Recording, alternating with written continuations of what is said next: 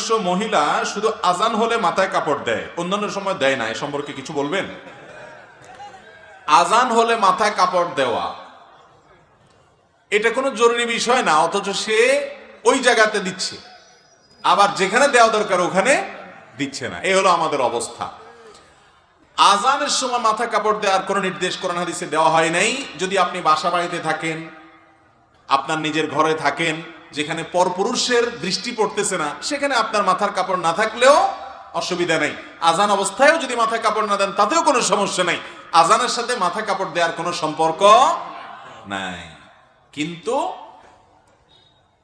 পরপুরুষের দৃষ্টিতে আপনি পড়েন, বাহিরে গেছেন, তখন আপনাকে পর্দা মেনটেন করতে হবে, আপনার সৌন্দর্যকে অপ্রকাশিত করতে হবে।